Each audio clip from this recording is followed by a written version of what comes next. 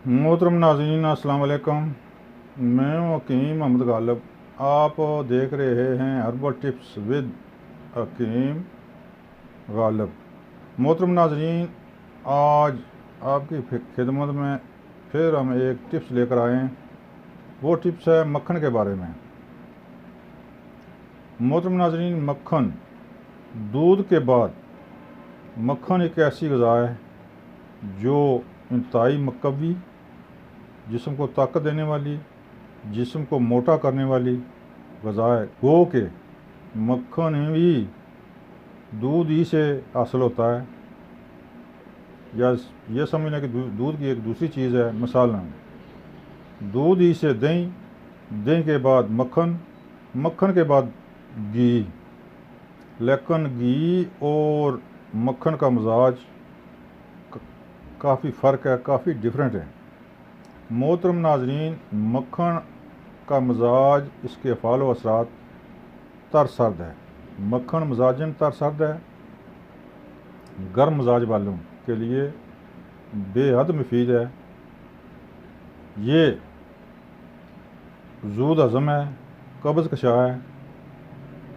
मोहतरम नाज़रीन, कसरत से मक्खन खाने वाले हज़रात, ये उनके बदन को मोटा ताज़ा करता है।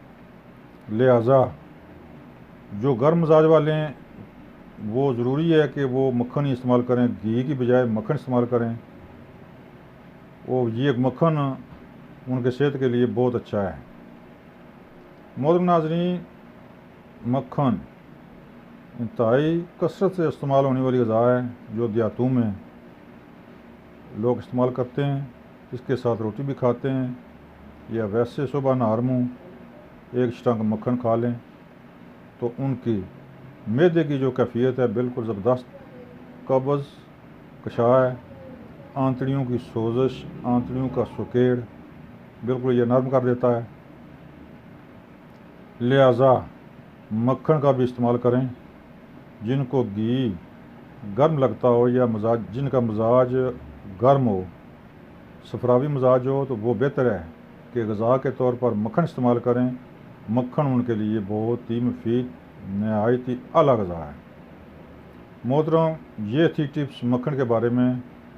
हमारा चैनल सब्सक्राइब करें, बेल लाइक बटन को दबाएं ताकि आइंदा आने वाली वीडियो आप तक आसानी से पहुंच सके। व्हाट्सअप नंबर भी नोट फरमा लें, 0346 52 85 191 ये नंबर है। अस्सलाम।